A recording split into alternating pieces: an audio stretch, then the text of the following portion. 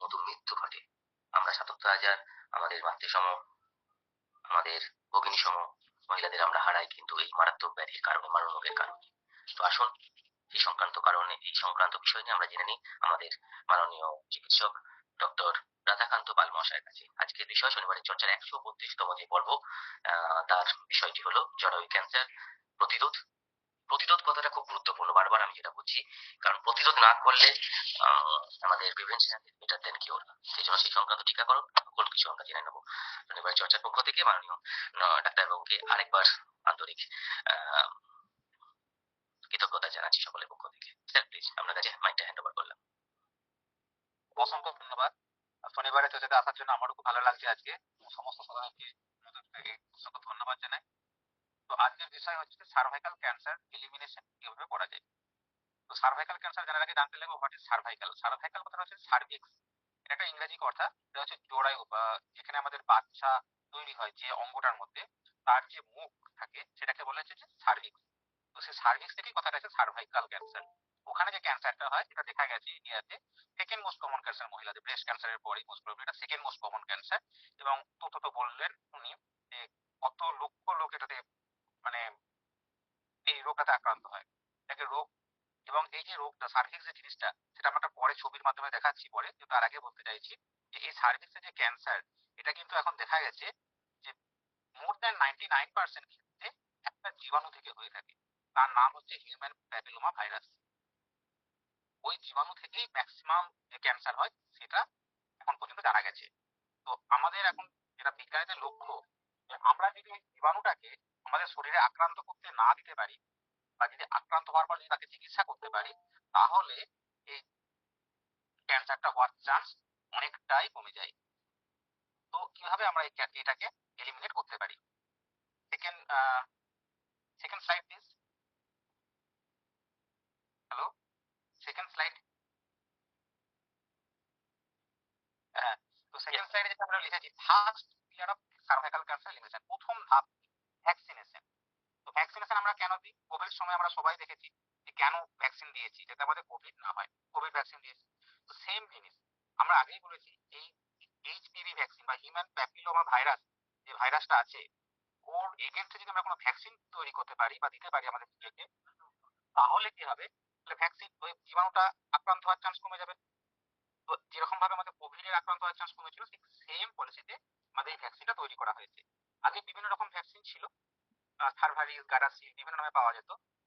তো এখন যে ভ্যাকসিনটা পাওয়া যায় সেটা হচ্ছে গারাসিল 9, এটা আমি একটু পরে জানাচ্ছি আরো ডিটেলসে। তো তার আগে আমি আরেকটু বলতে চাই, হিউম্যান প্যাপিলোমা ভাইরাসের কিন্তু অসংখ্য টাইপ আছে, প্রায় 100টা কি তার বেশিও টাইপ আছে। তার মধ্যে সবগুলো কিন্তু সার্ভিক্সের ক্যান্সার করে না। সার্ভিক্সের ক্যান্সার ছাড়াও ওই জীবাণু থেকে আরো অনেক রকম ক্যান্সার হয় বিভিন্ন টাইপ থেকে।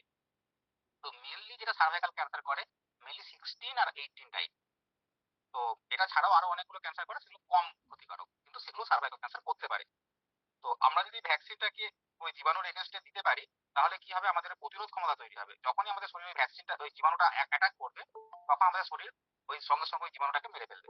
তাহলে কি হবে, তাহলে আমাদের সার্ভাইকাল ক্যান্সার হওয়ার চান্সটা কমে যাবে। তো এই যে ভ্যাকসিনটা, এটা ইউজুয়ালি রেকমেন্ডেড 9 থেকে 14 বছর বয়সের মহিলাদের জন্য, এবং অন্যান্য বয়সেও দেওয়া যায়। যদি তারা হাই রিস্ক থাকে এইচপিভি ভ্যাকসিন, ওই জীবাণুটা আক্রান্ত হওয়ার চান্সের যদি সম্ভাবনা খুব বেশি থাকে, তাদের ক্ষেত্রেও দেওয়া যেতে পারে এই ভ্যাকসিনটা। এতে কি হবে, ওই জীবাণুটা হওয়ার চান্সটা কমে যায়। এই জীবাণুটা কিভাবে শরীরে ছড়ায়? কোনো শরীরের স্কিন দিয়ে ছড়ায়, ইউজুয়ালি আফটার হ্যাভিং সেক্স। তো সেক্সুয়াল অ্যাক্টিভিটির পরে মেনলি এই জীবাণুটা শরীরে ছড়ায়। Next slide, next slide. তো দেখা যাক কোন ধরনের ক্যান্সারের জীবাণু থেকে হতে পারে। Most of the types are harmless, আমি আগেও বলেছিলাম most of the types are harmless, mainly 16 আর 18 এটা খুব মারাত্মক। তাছাড়াও আরো কিছু কিছু থাকে, বিভিন্ন টাইপ অনুযায়ী ওদের কতটা ওরা ক্ষতিকারক হবে সেটা থাকেই। কিন্তু বেশিরভাগটাই, যেহেতু 100-র উপরে সাব টাইপ পাওয়া গেছে, তো বেশিরভাগটাই হার্মলেস। কিন্তু যেগুলো যেগুলো ক্ষতিকারক তার এগেনস্টে শুধু ভ্যাকসিনটা ইউজুয়ালি আমরা এখন তৈরি করেছি। যেগুলো যেগুলো ক্যান্সার করতে পারে, আমরা যেমন সার্ভাইকাল ক্যান্সার বললাম, এটা ছাড়াও মুখের ক্যান্সারও ওরা করে, মুখের ক্যান্সার, তো anal cancer, penile cancer, vulval cancer, vaginal cancer, আর জেনিটাল ওয়ার্ট, এগুলো এই জীবাণু দিয়ে হয়। তো আমরা যদি এই ধরনের মেন যে ক্যান্সার গুলো আছে, ওই জীবাণুর এগেনস্টে যদি আমরা ভ্যাকসিন দিয়ে রাখতে পারি, তাহলে এই ধরনের ক্যান্সার হওয়ার চান্স অনেকটাই কমে যায়। তারপরে স্লাইড প্লিজ। এখন যে ভ্যাকসিনটা আমরা ইউজুয়ালি ইউজ হয় গার্ডাসিল 9 বলে। অন্যান্য ভ্যাকসিনও আমাদের দেশে পাওয়া যায়, সেগুলো সাধারণত 2 কি 3টে টাইপ বা 4টে টাইপের জীবাণু মানে সাব টাইপের উপরে কাজ করে। গার্ডাসিল 9 কত জীবাণুর উপরে কাজ করে? প্রায় 9টা। গার্ডাসিল 9 তার জন্য না, 9টা সাব টাইপের উপরে কাজ করে। এটা কি কি সাব টাইপ আছে? 6, 11, 16, 18, 31, 33, 45, 52, 58। এর মধ্যে মেনলি 16 আর 18টা বেশি ইম্পর্টেন্ট। ইউজুয়ালি এটা অ্যাডোলেসেন্টে দেওয়া হয়, আগে যেরকম বললাম 9 থেকে 14 এদেরই দেওয়া হয়, কিন্তু এর পরেও দেওয়া যেতে পারে। পরের স্লাইডে প্লিজ।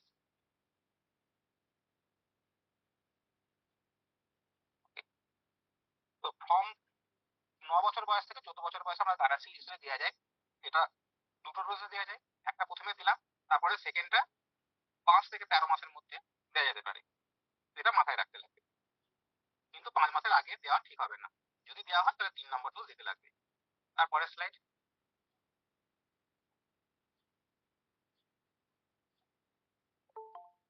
যদি 3টে ডোজ শিডিউলে আমরা দিই, তাহলে প্রথমে একটা দিতে হবে যে কোনো একটা সময়, তারপরে 2 মাস পরে, তারপরে আবার 6 মাস পরে দিতে লাগবে। এটা হচ্ছে 3 ডোজ শিডিউল, কিন্তু সবগুলোকে 1 মাসের মধ্যে 1 বছরের মধ্যে দিয়ে রাখতে লাগবে। তারপরে স্লাইডটা।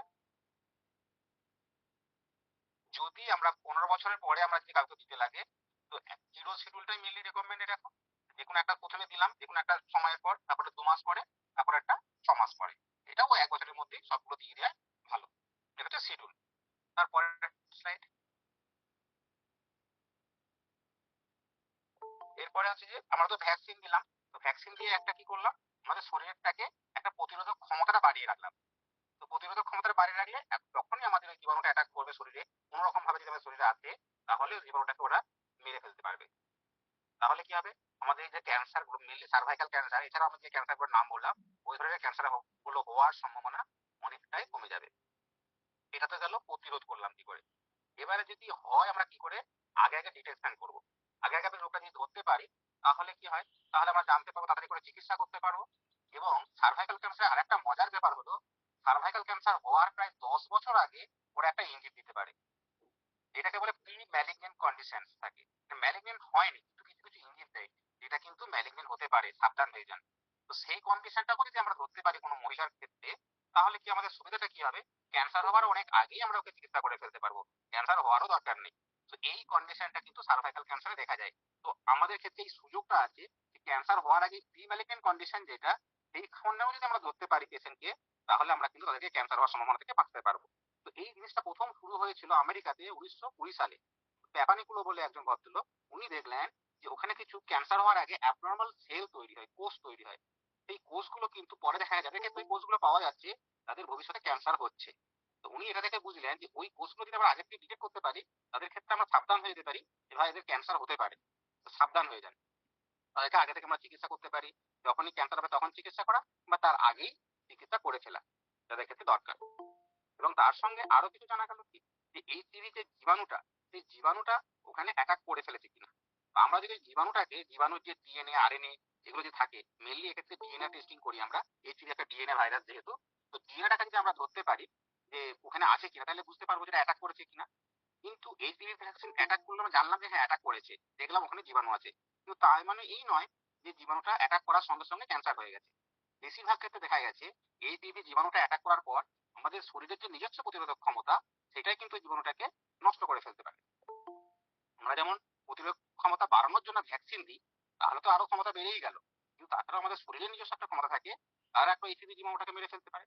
তো এইটিভি জীবাণু মেরে ফেলতে যদি কারো জীবাণু ধরা পড়ে, যে আমি টেস্ট করে দেখলাম, ওখান থেকে একটা রস নিয়ে দেখলাম যে জীবাণু ধরা পড়েছে, তখন কি করবো আমরা, ওই জীবাণুটাকে ভালো হচ্ছে কিনা দেখার জন্য প্রতি 6 মাস বা 1 বছর অন্তর অন্তর দেখে যাবো। যাদের ক্ষেত্রে ভালো হচ্ছে না তাদেরকে চোখে চোখে রাখতে লাগবে। যদি ভালো হয়ে যায়, তাহলে বুঝবো যে এর হওয়ার সম্ভাবনা কম, আমরা আবার 5 বছর পরে বা 3 বছর পরে একটা টেস্ট করে দেখবো আবার নতুন করে জীবাণুটা ধরেছে কিনা। তো এই জিনিসটা ব্যাপারটা আমি পরে যদি কারো কোশ্চেন থেকে আমি আরো বুঝিয়ে বলবো। তো আমি সিম্পলি আরেকবার বলে দিচ্ছি ব্যাপারটা। ব্যাপারটা হচ্ছে যে ওই যে জরায়ুর মুখ, ওখান থেকে আমরা রস নিয়ে পরীক্ষা করি, রস নিয়ে পরীক্ষা করে দেখি জীবাণুটা আছে কিনা। যদি জীবাণুটা না থাকে, আমরা আবার 3 বছর পরে দেখবো জীবাণুটা আবার নতুন করে হয়েছে কিনা।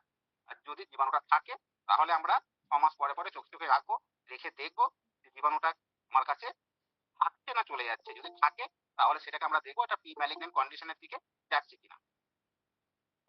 তারপরে স্লাইড প্লিজ।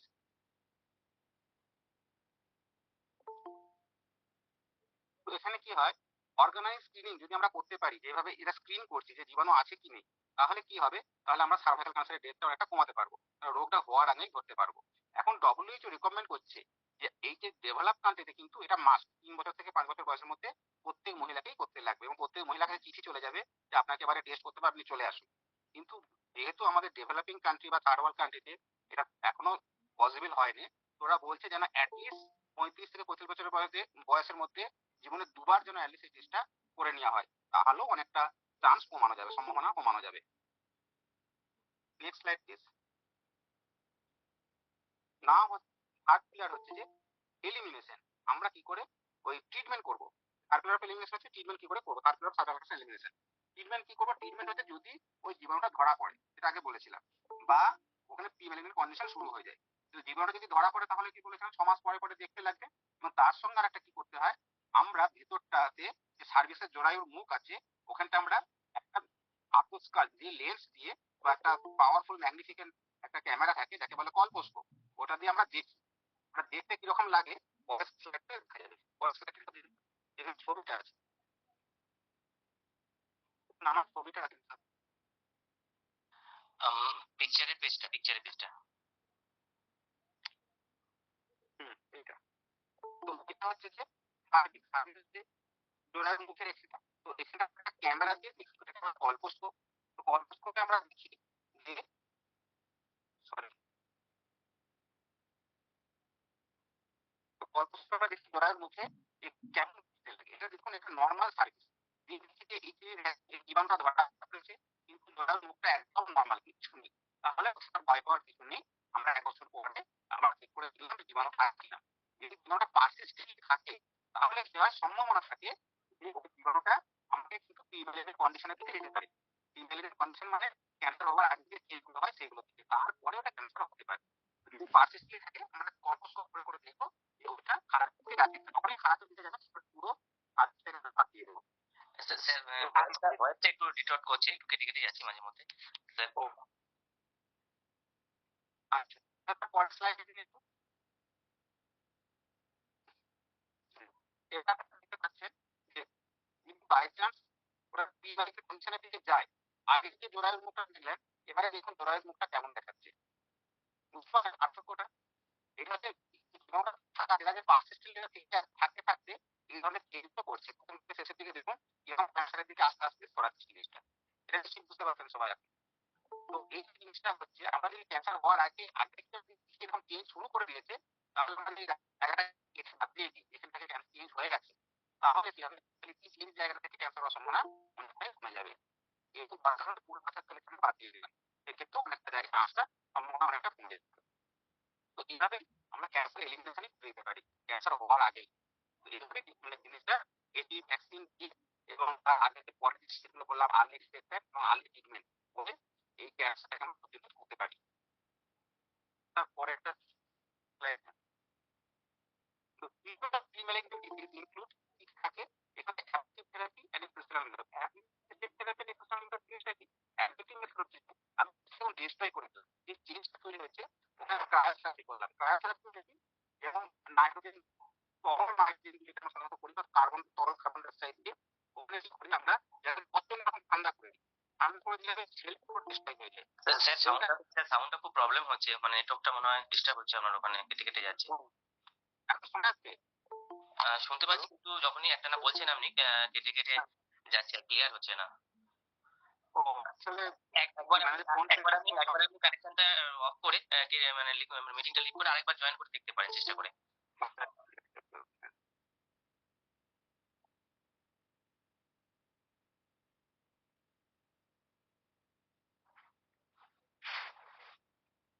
হ্যাঁ শোনা যাচ্ছে এখন? হ্যাঁ স্যার এখন ক্লিয়ার আছে, থ্যাংক ইউ।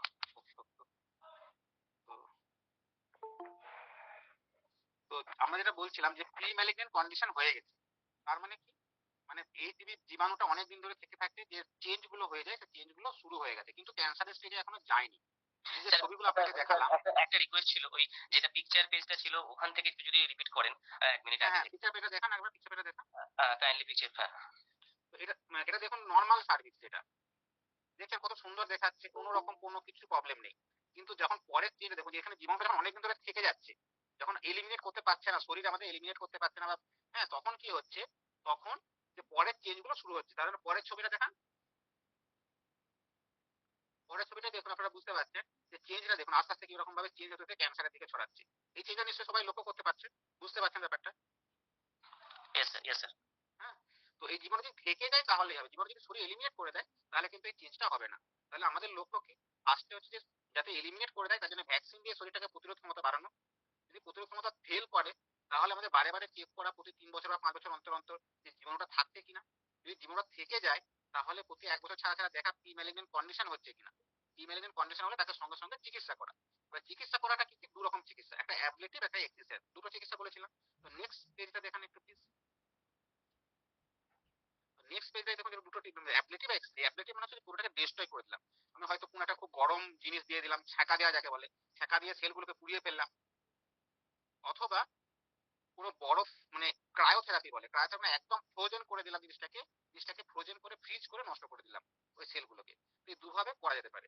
কিন্তু দেখা গেছে ক্রায়োথেরাপি বা অ্যাবলেশন ইয়েতে গরম করে দুটো যে জিনিস থেরাপি হয়, এই দুটোতে পুরোপুরি নষ্ট নাও হতে পারে। এদের খুব ভালো ভালো চোখে রাখতে লাগে, কিন্তু এই জিনিসটা খুব লো কস্ট সেটিং এ করা হয়, মানে খুব কস্ট খুব কম এই জিনিসটা করার জন্য। আর একটা যেটা মেন করা হয় যেটাতে ট্রিটমেন্টটা অনেকটা বেটার, সেটা হচ্ছে এক্সিসেন। এক্সিসেন হচ্ছে পুরোটা আমি কেটে বাদ দিয়ে দিলাম ওই জায়গাটা যেখানটায় প্রি ম্যালিগন্যান্ট কন্ডিশন হয়েছে, পুরো জায়গাটা আমি কেটে বাদ দিয়ে দিলাম। তাহলে কি হবে, আমার প্রি ম্যালিগন্যান্ট কন্ডিশন জায়গাটা চলে গেল। তাহলে কি হবে, ওখান থেকে আমার ক্যান্সারের সম্ভাবনাটা অনেকটা কমে গেল।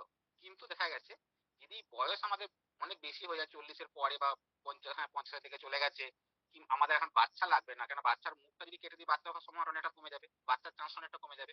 আমরা যদি বাচ্চা না লাগে আর, তখন প্রি ম্যালিগন্যান্ট কন্ডিশন অবস্থায় আমরা পুরো বাচ্চা চুরিটাই কেটে বাদ দিয়ে দিই। শুধু ওইটুকু পোর্শন যেটুকু প্রি ম্যালিগন্যান্ট কন্ডিশন আছে ওইটুকু বাদ না দিয়ে পুরোটাই বাদ দিয়ে দিই, যাতে আমাদের ক্যান্সারের চান্সটা না থাকে।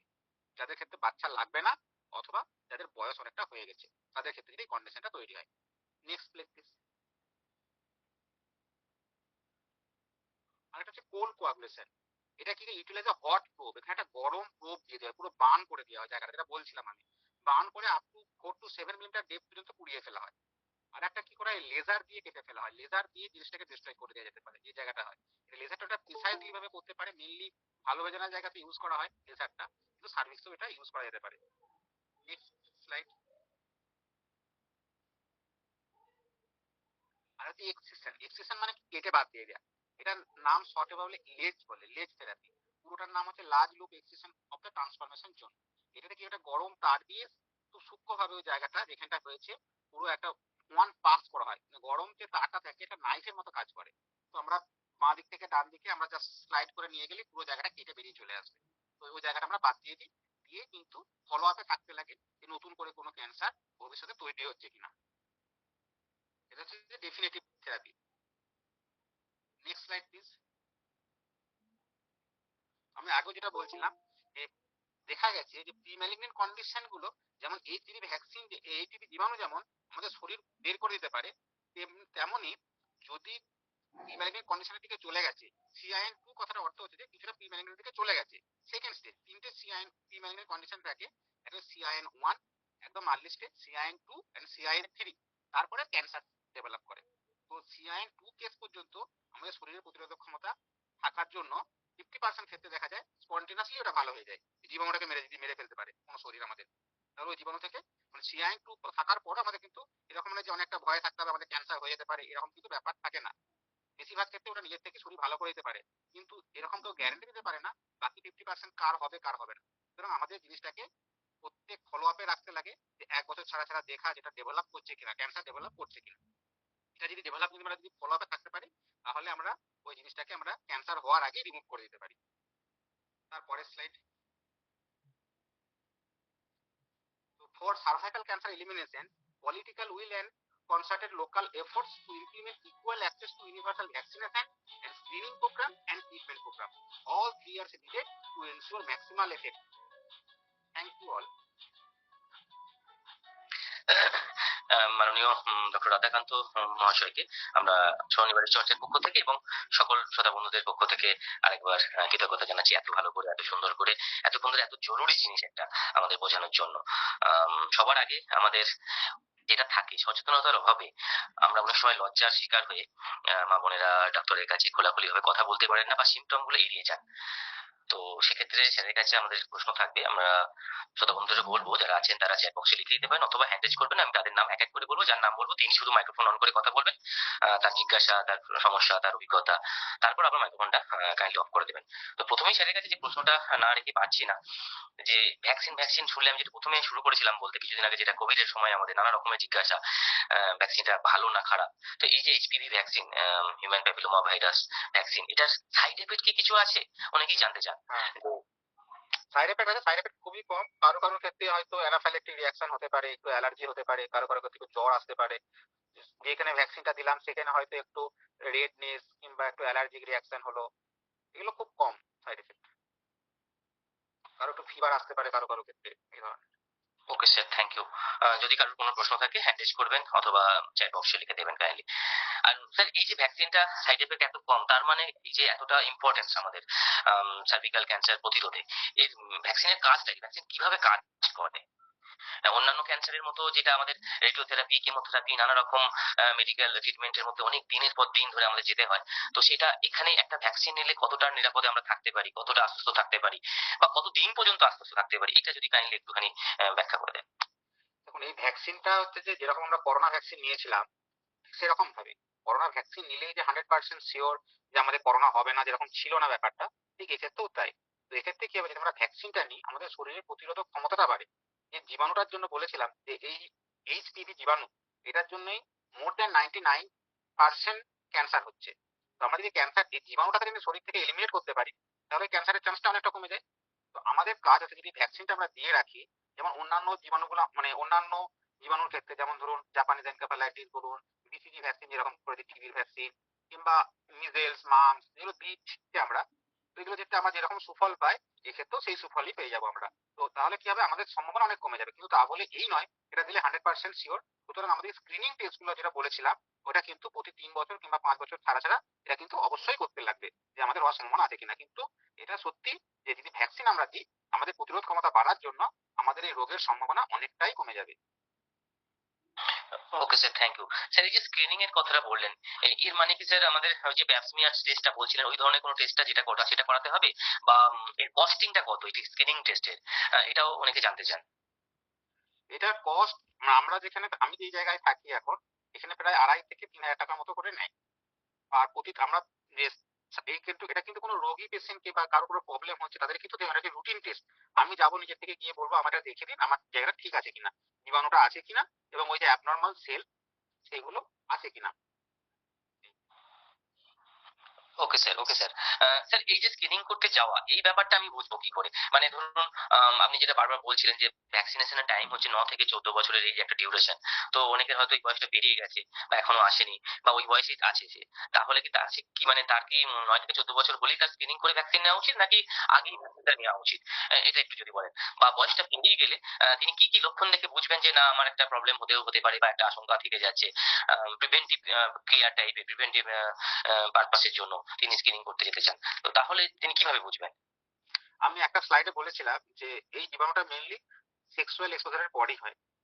তো আমরা ভ্যাকসিনটা ছোটবেলায় নিচ্ছি কেন কম বয়সে, কারণ এতে প্রতিরোধক ক্ষমতা ম্যাক্সিমাম পাওয়া যায়, তার জন্য ভ্যাকসিন নিচ্ছি। কিন্তু যে জীবাণুটা স্ক্রিনিং শুরু হবে যে সেক্সুয়ালি অ্যাক্টিভ তাদের ক্ষেত্রেই শুরু হবে, এবং ইসরায়েলি মেনলি শুরু হয় 20-25 বছর বয়সের পর থেকে।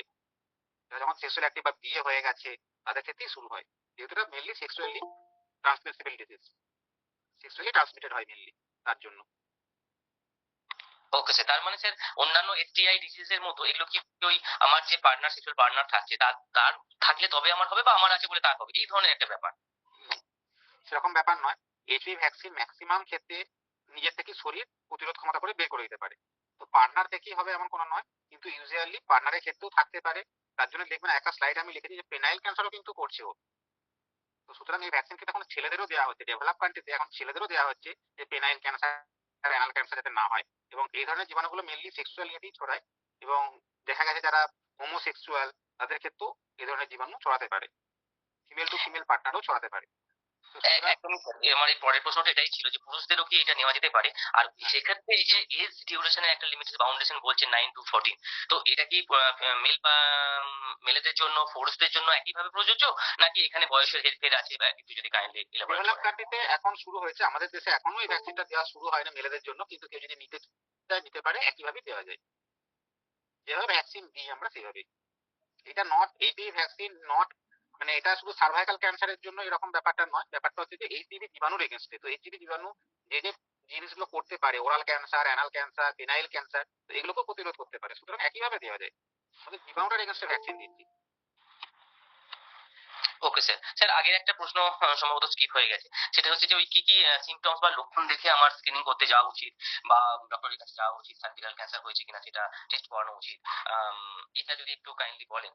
তাহলে অনেক সময় আমরা যেমন অ্যাপেন্ডিক্স, যেমন একটা পেইনফুল একটা ফিলিংস থাকে, সেই ধরনের যদি কোনো কিছু বলেন আর কি। স্ক্রিনিং কথাটার অর্থ হচ্ছে যে রোগটা হওয়ার আগে তাকে দেখা, সিমটম হওয়ার পরে হলে তাকে আর স্ক্রিনিং বলে না। তো যার রোগ ধরা পড়েছে, আমার রোগ হয়ে গেছে, আমার এই অসুবিধা, এই ব্লিডিং হচ্ছে, তো সেটাকে আমরা কখনো স্ক্রিনিং বলবো না। এটা আমরা ডাক্তার দেখাতে যাচ্ছি, ডাক্তার দেখে দেখবে যে কোনো ক্যান্সারের পেশে আছে কিনা সেটা দেখবে, দ্যাট ডিফারেন্ট ইস্যু। এটা হচ্ছে যে স্ক্রিনিং মানে হচ্ছে যে আমার রোগ নেই, আমি রুটিনলি যাবো যে দেখবো আমার এই জীবাণুটা অ্যাটাক করেছে কিনা, অথবা কোনো রোগ হওয়ার সম্ভাবনা 10 বছর পরে, যেটা বলেছিলাম প্রি ম্যালিগন্যান্ট কন্ডিশন, এখন থেকে 10 বছর পরে ক্যান্সারটা হয়, তো আমার কোনো প্রি ম্যালিগন্যান্ট কন্ডিশন আছে কিনা, এটাকে স্ক্রিনিং বলে। জীবাণুটা ধরা পড়লে সেখানে স্ক্রিনিং বলে না। আমার যদি রোগ সিমটম দেখা দেয় সেটাকে স্ক্রিনিং বলে না। আমরা নিজের থেকে যারা ভালো আছি, যারা সেই সমস্ত মহিলারাই, তারাই যাবে আপনার ম্যারেজ বা সেক্সুয়াল হয়ে যাওয়ার পর, আপনার 25-30 বছর পরে আর কি, অ্যাকচুয়ালি বয়সটা 25 বছর পরেই করা হয়, তারাই সাধারণত যাবে যাদের রোগটা এখনো হয়নি। যারা নর্মাল আছে, যাদের কোনো সিমটম নেই, তারাই স্ক্রিনিং করাবে। একদমই তাই, একদমই তাই। অর্থাৎ আমি যদি 9 থেকে 14 বছরের মধ্যে ভ্যাকসিন নিই, তারপরেও কিন্তু আমার 25-30 বছর পর যদি আমার মনে হয় আমি স্ক্রিনিং করাতে পারি। তাই তো স্যার? তাই একদম ভ্যাকসিন থাকলে আমার প্রোটেকশন থাকবে, যে আমার চান্স খুব কম, কিন্তু স্ক্রিনিং সবাই করাবে, যে আমার হচ্ছে কিনা দেখার সম্ভাবনা আছে কিনা সেটা সবাই করতে পারে। ভ্যাকসিন নিলে 100% শিওর না যে আমার হবে হবে না, কিন্তু চান্স অনেকটাই কমে যাবে, একদমই তাই, একদমই তাই sir, thank you sir. Sir, যেরকম করোনার ক্ষেত্রে হয়েছিল। হ্যাঁ, হ্যাঁ, আর একটা গুরুত্বপূর্ণ প্রশ্ন, যেটা আমি বলছি, আফটার 25-30 এজের পর যদি স্ক্রিনিং করতে গিয়ে দেখা যায় যে আমি ওটা এফেক্টেড হয়েছি, আমি সার্ভিক্যাল ক্যান্সারে, সেক্ষেত্রে এটাকে কিভাবে ট্রিট করা হয়, বা ট্রিটেবল, ইজ ইট ট্রিটেবল, নাকি নর্মাল অন্যান্য ক্যান্সারের মতোই আমাকে সেই কেমোথেরাপি, রেডিওথেরাপি এবং মানে প্রচুর lump sum amount of money expenditure এরকম একটা ট্রেসের মধ্যে দিয়ে কাটতে হতে পারে, বা কতটা ফ্যাটাল এটা? সার্ভাইকাল ক্যান্সারের একটা সুবিধা হচ্ছে যে আমরা যদি স্ক্রিনিং করি, ক্যান্সার হওয়ার 10 বছর আগেই আমরা কিন্তু রোগটাকে ধরে ফেলতে পারি, যেটা আমি আগে বলছিলাম, প্রি ম্যালিগন্যান্ট কন্ডিশন, যেটা এখানে এই সুযোগটা দেয়, অন্যান্য ক্যান্সার এই সুযোগটা দেয় না। তো সুতরাং এটা একটা ক্যান্সার এলিমিনেশন, একটা খুব বড় স্টেপ, যে আমরা ক্যান্সার হওয়ার অনেক আগেই ক্যান্সারটাকে আমরা শরীর থেকে বের করে দিতে পারি, প্রথম পর্যায়ে। সেকেন্ড পর্যায়ে যদি হয়েও যায় কারোর, আমরা ধরো রেগুলার স্ক্রিনিং করিনি, সুতরাং আমরা আগে ধরতে পারিনি, তো পরে গিয়ে ধরলাম, সেটা যদি খুব আর্লি স্টেজে থাকে, তাহলে দেখা গেছে যে শুধু জোড়ায় মুখটা অল্প একটু বাদ দিলেই হয়ে যায়, পুরো অপারেশন লাগে না, কোনো কোনো ক্ষেত্রে শুধু বাচ্চার থলিটাই বাদ দিয়ে দিলাম, এখানে কিন্তু কেমো বা রেডিয়েশন কিছুই লাগে না। তারপরে যদি স্টেজ আস্তে আস্তে বাড়তে থাকে, তখনই আমাদের কেমো রেডিয়েশন শুরু হয়। শোনা যাচ্ছে না? হ্যাঁ sir, thank you. Okay sir, বলছি আমি প্রশ্নটা করেছিলাম, এইটা একটাও কারণ ছিল যে আমাদের এর জন্য কতটা অ্যাওয়ারনেস প্রয়োজন। Let's be aware. কারণ হচ্ছে আমরা অনেকে ভয় পাই, ধরুন 25 ইয়ার্স 30 ইয়ার্সে যখন আমাদের আফটার ম্যারেজ, আমার হয়তো আমি বুঝতে পারছি আমার এই প্রবলেমটাতে আমি এফেক্টেড হয়েছি, কিন্তু আমি ডক্টরের কাছে যাচ্ছি না, টেস্ট করাচ্ছি না, কারণ আমি ভয় পাচ্ছি যে যদি আমার পরবর্তীকালে গর্ভধারণের কোনো অসুবিধা হয়। এই এই যে ভয়ের ব্যাপারটা, এই যে আশঙ্কার ব্যাপারটা, এইটা কতটা কাটানোর জন্য সচেতনতা দরকার, এবং অ্যাজ আর্লি পসিবল যে ডিটেকশনের দরকার, এটা যদি একটু কাইন্ডলি আমাদের এখানে সেটা বন্ধুদের একটু বুঝিয়ে বলেন। সত্যি বলতে কি, এই যে এই ভয়টা একদমই পাওয়া উচিত না, আমাদের প্রত্যেকেরই উচিত যে রোগটা হওয়ার আগেই তাকে যদি আমরা শরীর থেকে এলিমিনেট করতে পারি, তাহলে বরং আমাদের বাচ্চা আসার সম্ভাবনাটা অনেক বেশি হবে। রোগটা যদি হয়ে যায়, যদি আমাদের রোগটা বেড়ে গিয়ে বাচ্চা থলি পরে বাদ দিতে হলো বা প্রবলেম, সেটা তো আমাদের বাচ্চা এমনিতেই আসবে না। সুতরাং বাচ্চা নেওয়ার সময় কোনো প্রশ্নই ওঠে না।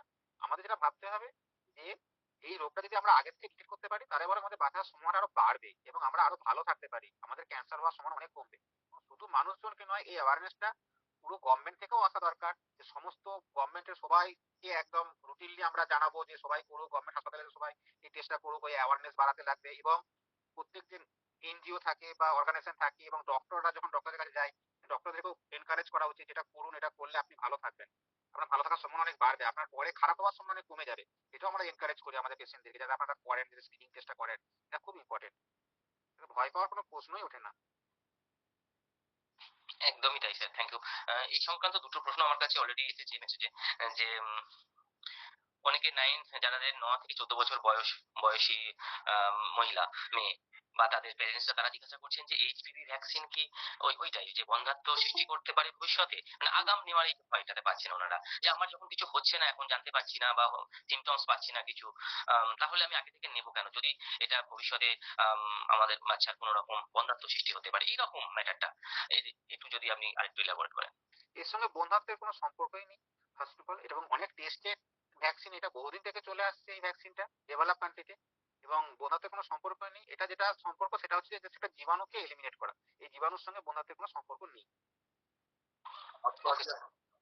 ওকে স্যার, আমরাও চাই যাতে করে এই সচেতনতার মাধ্যমে যারা নতুন প্রজন্ম আছেন তারা এই সুযোগ সুবিধাটা নিক এবং এগিয়ে আসুক, তাদের ভবিষ্যৎ যাতে করে আরেকটু সুরক্ষিত হয় বিজ্ঞানী নতুন নতুন আবিষ্কারের মাধ্যমে। হয়তো অনেক লোফলস হয়তো থেকে যেতে পারে, কিন্তু তার জন্য আমাদের আরো কঠোরভাবে সেগুলো মেনটেন করতে হবে, প্রোটোকলস। আর এই একই রকমের প্রশ্ন একটা এসেছে, সেটা হচ্ছে যে এটা তো গেল বন্ধ্যাত্বের একটা আশঙ্কা বা ভয়, কিন্তু অনেকে বলছেন যদি ডিউরিং প্রেগন্যান্সি 3 মান্থ 6 মান্থের প্রেগন্যান্সি আছে, তখন সেই মহিলা যদি কখনো এরকম সিমটমস ফিল করেন, তাহলে কি করণীয় উচিত এই সময়? কোন কি ধরনের vaccine নেওয়া যাবে? সিমটম? এই সার্ভিক্যাল ক্যান্সারের যদি কোনো রকম সিমটমস আছে।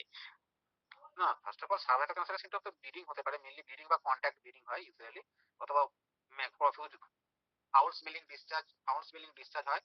তো সুতরাং এই ধরনের থাকলে আমাদেরকে দেখতে লাগবে আগে ভেতরে কোনো ক্যান্সার ডেভেলপ করছে কিনা, কোনো গ্রোথ আছে কিনা। যদি গ্রোথ থাকে তাহলে সেই গ্রোথটাকে বায়োপসি করে দেখতে লাগে যে সত্যি ওটা ক্যান্সার না অন্য কিছু।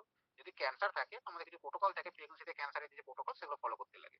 এটা খুব রেয়ার, প্রেগন্যান্সিতে ক্যান্সার হয় না তা নয়, হয়, কিন্তু চান্স খুব কম।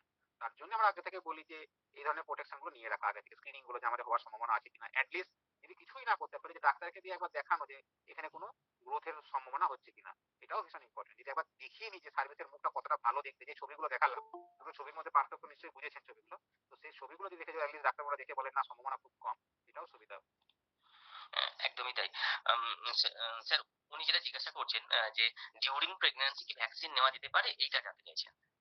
ডিউরিং প্রেগন্যান্সি ইউজুয়ালি রেকমেন্ডেড না, তবে এটাও লেখা আছে কেউ যদি নিয়ে নেয় ভুল করে বাচ্চার কোনো ক্ষতি হয় না। কিন্তু ডিউরিং প্রেগন্যান্সি আমরা ইউজুয়ালি ভ্যাকসিন দিই না, এই ভ্যাকসিনটা। Okay sir, thank you.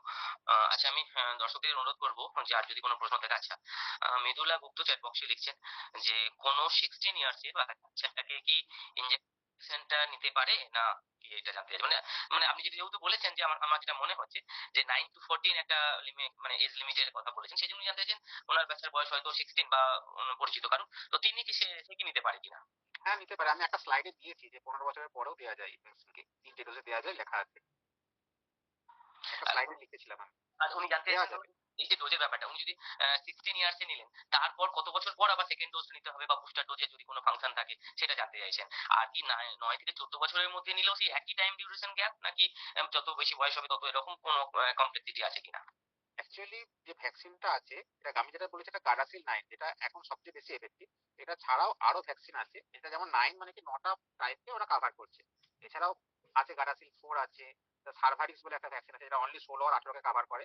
তো প্রত্যেক ম্যানুফ্যাকচারার কোম্পানি, যারা যারা ম্যানুফ্যাকচারার, তাদের একটা নিজস্ব লেখা থাকে যে আমাদের এই ভ্যাকসিনটা এই ডোজে দিতে লাগবে। তো সেটা প্রত্যেক কোম্পানির জন্য আলাদা আলাদা থাকে। আমি যেটা দিয়েছিলাম গার্ডাসিল 9, যেটা কথা বলছিলাম, এটা এখন মেনলি ইউজ হচ্ছে। এই ভ্যাকসিনটা ও সাধারণত 3টে ডোজে দেওয়া হয়, আবার 2টো ডোজও দেওয়া যেতে পারে। ইউজুয়ালি 15 বছরের পরে হলে 3টে ডোজে দেওয়া হয়। আর ওটা যে 0, 2 আর 6 এরকম ডোজটা আছে, ডোজ শিডিউল, এবং উইদিন 1 ইয়ারের মধ্যে 3টে ডোজ কমপ্লিট করতে লাগবে। এছাড়া যদি অন্য কোনো ভ্যাকসিন, অন্য কোনো কোম্পানির ভ্যাকসিন ইউজ করে, তাহলে তাদের যে রকম লিফলেটে লেখা থাকে কিভাবে দিতে লাগে, এটা ফলো করতে লাগে। আর এই ভ্যাকসিনটা সাধারণত পেডিয়াট্রিশিয়ানদের কাছে মেনলি থাকে, বা যে কোনো গাইনি ডক্টরের কাছেও পাওয়া যেতে পারে, যারা দেয় ইউজুয়ালি। সব ডাক্তার দেন না, ইউজুয়ালি পেডিয়াট্রিশিয়ানরা ভ্যাকসিন বাচ্চারা যারা দেন তারা ইউজুয়ালি তাদের কাছে রাখেন এবং দিয়ে দেন। তাদেরকে মানে অ্যাপ্রোচ করা যেতে পারে, কেউ যদি দিতে চায় তাদের বাচ্চা মেয়েকে নিয়ে যেতে পারে, তারা ইউজুয়ালি দিয়ে দেয়। এবং তাদের কাছে যে কোম্পানির ভ্যাকসিন থাকে সেই কোম্পানির শিডিউল লেখা থাকে যে এই ডোজে মানে এই ভ্যাকসিনটা এই শিডিউলে দিতে লাগবে, এই শিডিউল তারা ফলো করে। ওকে স্যার, আশিস মন্ডল বাবু উনি ওইটাই লিখেছিলেন যে এই ভ্যাকসিন কোথায় পাওয়া যায়। সম্ভবত উত্তর পাওয়া গেছে। তো আরেকটা প্রশ্ন আসছে যে এই ভ্যাকসিন যেহেতু এরকম বলছেন যে প্রাইভেটলি কোনো ডক্টরের কাছ থেকে নিতে হচ্ছে বা কোনো সংস্থার কাছ থেকে নিতে হচ্ছে, এটা হসপিটালে এখনো অ্যাভেলেবেল নয় কেন, এটা অনেকে জানতে চাইছেন। যে আমরা যেমন কোভিড এর সময় দেখেছি যে ইজিলি আমরা পেয়েছি এবং অনেকটা ফ্রি অফ কস্টই পেয়েছি। তো এইরকম ফ্রি অফ কস্ট নাই হোক না প্রথমে, কিন্তু আরো কমে বা গভর্নমেন্ট হসপিটালে, গভর্নমেন্ট ইনস্টিটিউটে কেন এটা পাওয়া যাচ্ছে না, বা এটা পরবর্তীকালে এটা পাওয়ার সম্ভাবনা কি, বা গভর্নমেন্টের পলিসি কি আছে, এটা একটু জানতে, স্বাস্থ্য দপ্তরের পলিসি একটু জানতে চাই। গভর্নমেন্টের পলিসি মানে আমি একটা লাস্ট স্লাইডে লিখেছিলাম যে political will is very important. যে লাস্ট স্লাইডে দেখেছিলাম যে আমাদের গভর্নমেন্ট যদি চায় যে আমরা এটা করব তাহলে করতে পারে, যেমন করোনার জন্য যেরকম করেছিল। তো সেই উইলটা যদি থাকে গভর্নমেন্ট যে আমরা করলে এটা ভালো হয়, আমরা সবাইকে ফ্রিতে দেবো, সব মহিলা যেন ফিউচারে ক্যান্সার মুক্ত হয়, আমাদের মহিলারা যেন জরায়ুর মুখের ক্যান্সার যেন অ্যাটলিস্ট সাফার না করে, তো সেটা চললেই করতে পারে। এটা কেন করছে না সেটা বলা মুশকিল, এবং হয়তো গভর্নমেন্ট একদিন বুঝবেন এবং করবেন, আমার মনে হয় ভবিষ্যতে করবেন। একদমই তাই। কারণ অনেকেই বলছেন যে, যে ডেটাটা আমি ১ম এ দিলাম, যে ওই প্রতি বছর প্রায় 1,25,000 মানে এফেক্টেড হচ্ছেন এবং 70 অ্যাপ্রক্স 77,000 মারা যাচ্ছে। মর্টালিটির মধ্যে দিয়ে আছে। এটা মানে একটা ভীষণ মানে বড় একটা মাপের আ ব্যাধি, মারণ ব্যাধির প্রকোপ। তো সেক্ষেত্রে অবশ্যই আমরাও আম আশা করব গভর্নমেন্ট থেকে এগুলো উদ্যোগ আরো বেশি করে নেওয়া হবে সাধারণ মানুষের কাছে, যাতে করে আরো বেশি পৌঁছায়। আম এটা আমরা আশা রাখি। স্যার, আরেকটা খুবই মানে সাধারণ প্রশ্ন ছিল। আ এটাকে আটকাতে গেলে, প্রিভেন্ট করতে গেলে সার্ভিক্যাল ক্যান্সার প্রতিরোধে সাধারণ কি কোনো রকম হাইজিনিক মেইনটেইন করা যে ব্যাপারগুলো থেকে থাকে সেটাও কি খুব গুরুত্বপূর্ণ? নাকি যেমন ব্যাকটেরিয়া ভাইরাসকে আটকানো খুব একটা যায় না, এইভাবে দেখতে গেলে আমাদের সর্দি কাশিও যেমন আমরা আটকাতে পারি না। কিন্তু প্রিভেন্টিভ মেজার কিছু কি মানে গুড হ্যাবিটস কি আমরা ইনহেরিট করতে পারি? একটু যদি কাইন্ডলি অ্যাডভাইস করেন, সাজেশন করেন। আমি একটা কথা বারবার বলেছিলাম যে আমাদের শরীর কিন্তু এই জীবাণুটাকে বেশিরভাগ ক্ষেত্রেই মেরে ফেলতে পারে এবং শরীর জীবাণুটাকে এলিমিনেট করে। ভ্যাকসিন দিলে কি হয়, সেটা আরো ক্ষমতার প্রতিরোধক ক্ষমতাটা আরো বাড়ে। তো আমাদের শরীরে যে সমস্ত জিনিসপত্রগুলো যেগুলো আমাদের শরীরের প্রতিরোধক ক্ষমতাটাকেই কমিয়ে দেয়, যেমন ধরুন স্মোকিং, অ্যালকোহল, ডায়াবেটিস, অথবা কারোর যদি এইচআইভি থাকে, হেপাটাইটিস এইডস হয়েছে, তাদের প্রতিরোধক ক্ষমতা কম থাকে।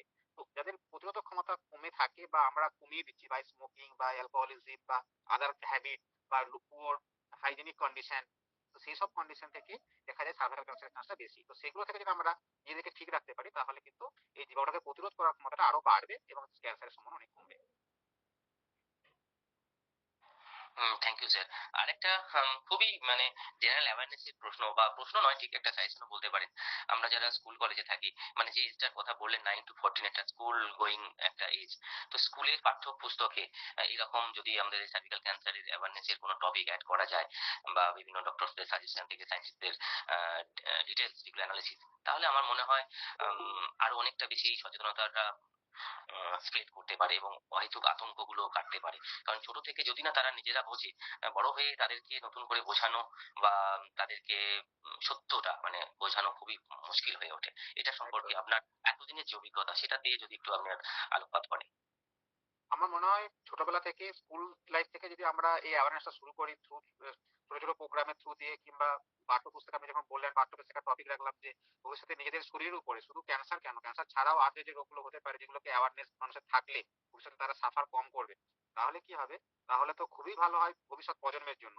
তারা জানতে পারবে তাদের কিভাবে বেঁচে থাকতে গেলে লড়াইটা কিভাবে করতে লাগে প্রথম থেকে, এই জিনিসটা আগে থেকেই তারা শিখতে পারবে। তো ভীষণই ইম্পর্টেন্ট, আমার মনে হয় এটা করলে তো খুবই ভালো হয়।